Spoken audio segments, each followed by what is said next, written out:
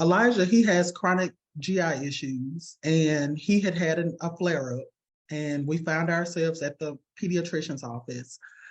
They wanted to do an ultrasound. We did. The ultrasound revealed hip dysplasia that we didn't even know existed. When they called to give us the results from the ultrasound, the pediatrician's office said, "So who's following hip dysplasia? I don't see anything in the chart." I said, "We didn't even know he had hip dysplasia." They connected us with an orthopedic physician. We made the appointment, and when the doctor walked into the room, he had the results from the ultrasound. They also wanted to do an x-ray at that appointment. He came in with a report, and he never acknowledged the report. The first thing out of his mouth behind hello was, "So Elijah has trisomy 18. I said yes. And he says, "Okay." And then he started asking me about, mobility and how does he get around. And I told him, I was like, "Well, he uses a wheelchair. We also have a gait trainer." And he says, "Okay." And then he began to look at the x-rays, and he started talking about,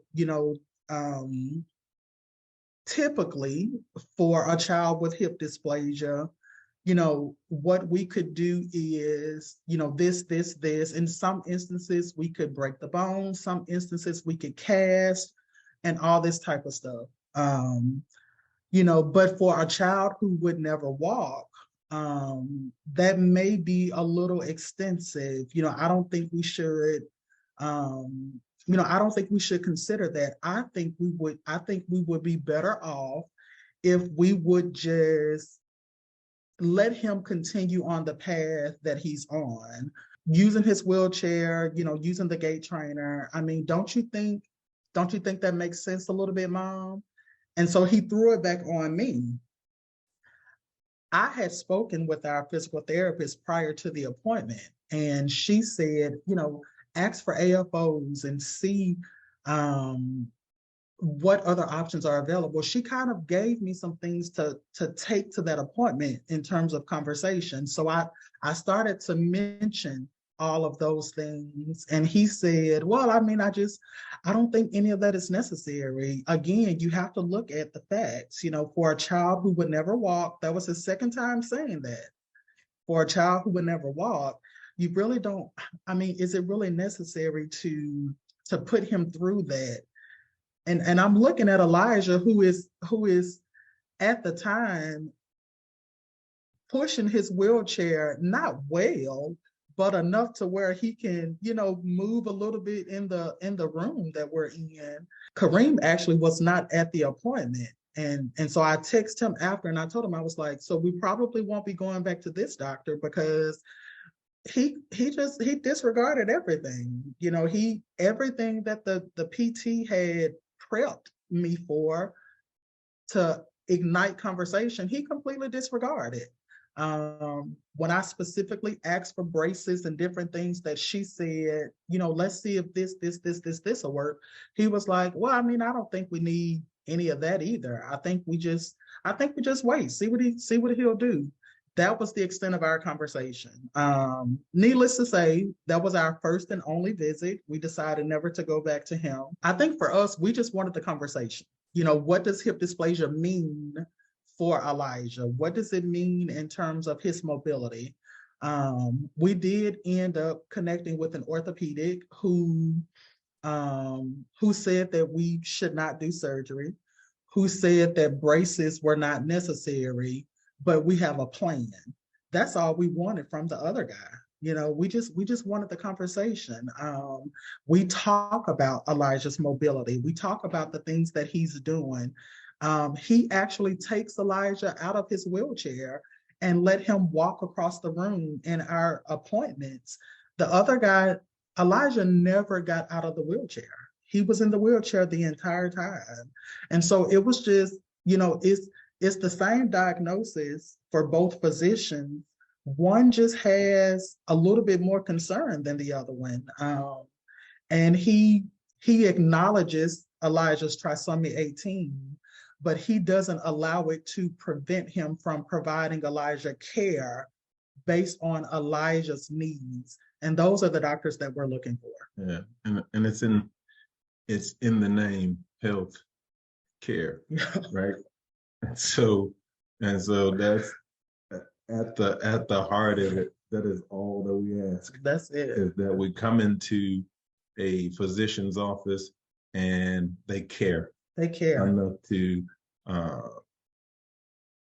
address the issue and not talk about the diagnosis or their response be in relation to the diagnosis and not the issue. Right. Don't dismiss us. Because Elijah has a multitude of issues, from kidney developmental delay, etc., so on and so forth. But we need physicians to care, and I think that would solve 99% of the issue that we have coming into a doctor's office, because that's the first thing that we think. I don't know, maybe it's PTSD, but going into a visit, it's always a new visit, right? So if we have to see somebody new, it's always, oh boy. So we're gonna get somebody that cares, or we're gonna get somebody that wants to talk about diagnosis. Well, and it's that defense mechanism. You know, that a new physician, we walk in defensive. Right. You know, I do. I walk in ready to shut down anything that they're going to say regarding his diagnosis.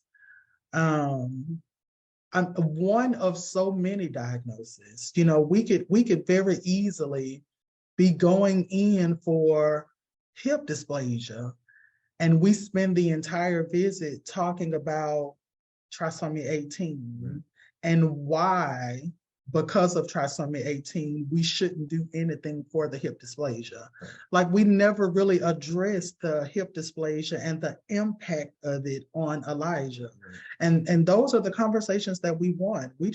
We're not dismissing trisomy 18. That's the cause of his hip dysplasia. But we want to talk about what those diagnoses, those individual comorbidities, what do they mean for Elijah, and how can we give him the best quality of life with that diagnosis that we know he has because of the trisomy 18. Yeah.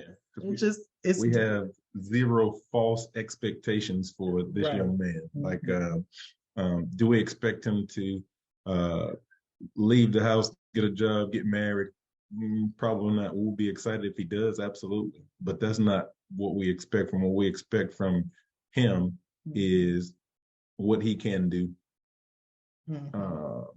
aside from the limitations placed on him. Yeah, and I think that's the greatest. I think that's the greatest challenge. You know, just as a parent, being hopeful for the best quality of life, and someone else determining that the best quality of life is to do nothing. And that's not okay, because to me, quality of life is responding to whatever is presented, not dismissing it because he's doing better than expected. Still respond. You know, we still have to respond because he keeps defying the odds. And so we want to celebrate that and give him the best opportunity to keep doing so, not act like because he is, you should be grateful for that and not do something else.